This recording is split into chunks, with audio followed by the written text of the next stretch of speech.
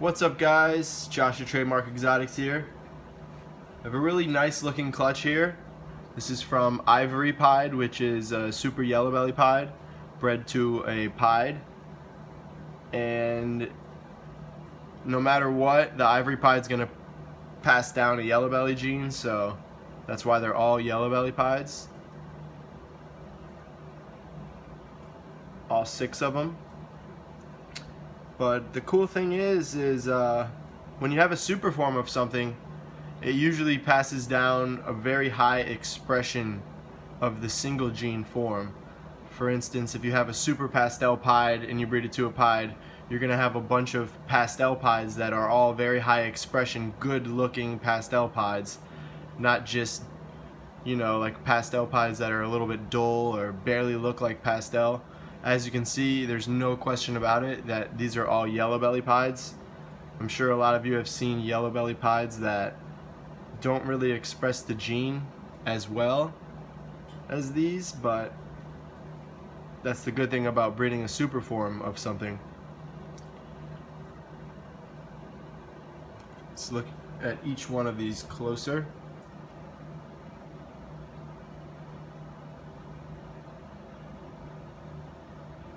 They're so much more bright orange than the regular pieds when they hatch, and they have more jagged saddles on the sides, and as you can see, this black flecking. And these ones have really good dorsal stripes too. They're pretty clean.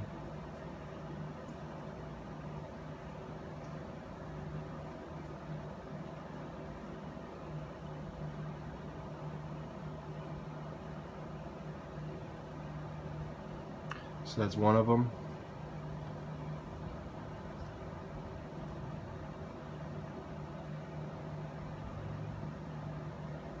This one looks a little bit different from the side, with this pattern like around the black striping up here. It's like bordered with charcoal coloration on the scales there. I like that a lot, that look.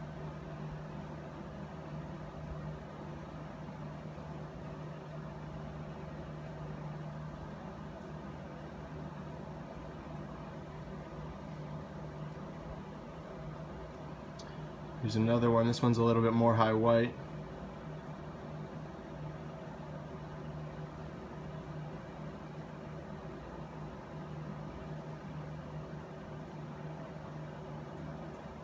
But they all have a lot of pattern, which is good. I used to really love all the high white stuff, but as you put genes in there, you want to see the pattern on there, so it's good to have pattern in your breeding stock, because I don't believe that it's so random. Of course you're going to get different ones here and there, but no matter what, if you breed 2 high white pieds together, you're going to get a bunch of high white pieds.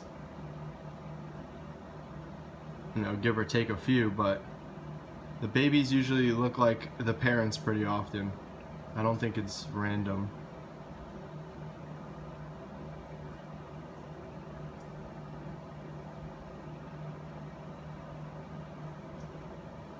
It's a really nice one.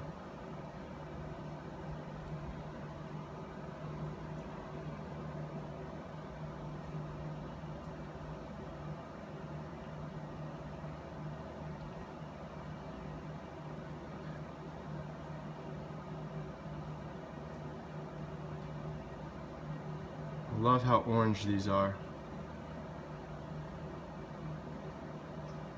Alright guys, last but not least, this one back here. And I saved this one for last on purpose because look right behind the head here. I never seen any pigment like that on a Yellowbelly Pied. And it's cool because it even has like the Yellowbelly pixelation, but there's no color in it. It's just like gray right here. I think that looks crazy.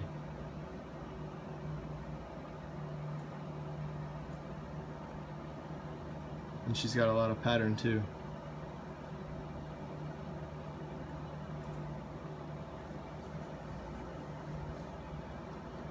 You guys gotta have Yellowbelly Pied stock if you're looking to do anything on this complex in pied form, like the highway pied stuff, ivory pieds, puma pieds, freeway pieds, super stripe pieds, all that. A lot of people really haven't intermingled the genes very much. They usually keep Yellowbelly on one of the alleles, or one of the, it's the same allele, but one of the genes is usually always Yellowbelly because that's like the base one. But I can't wait to start, like I have a leopard puma het pied. I can't wait to get spark mixed in with maybe gravel or asphalt. Can't wait. This is a good project because there's a very broad spectrum of stuff that you could do as far as what super forms you want to make with them. These are a little staple in a bigger picture, but it's really cool that even the staple, the single gene form, looks as amazing as these do.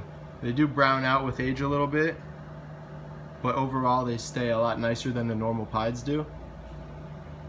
And I also hatched these out this year, a handful of them that have the leopard gene as well. I'll show you guys a couple of those so you can see what adding leopard does to it.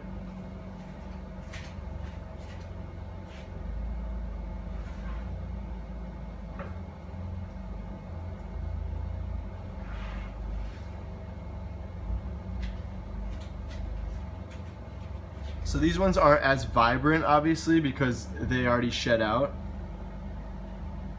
and they're not as shiny as the hatchlings, but it makes things a lot more wacky. This is not your average leopard pied right here.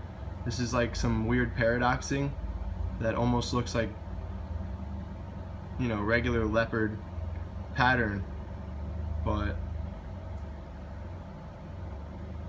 as you can see, the yellow belly in the neck, all that pixelation.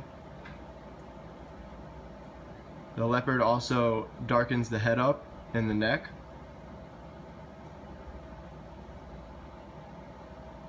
But when you get this into, say, the highway pied or the ivory pied, it's going to add pattern with that leopard gene in there.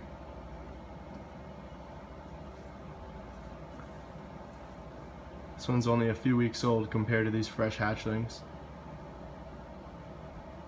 This one has a really weird saddle.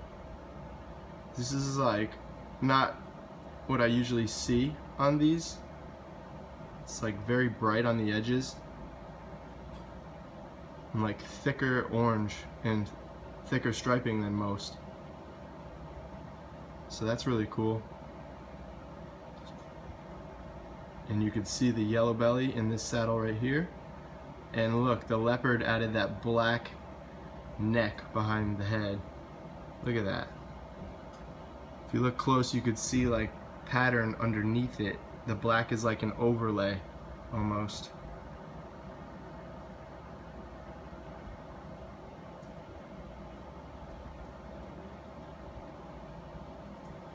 I know that these two that I'm showing you are leopard because the sire of their clutch is a super leopard Yellowbelly pied, so no matter what, all his babies are all leopards. The Yellowbelly is the only thing that I have to distinguish, and that's pretty obvious on this one.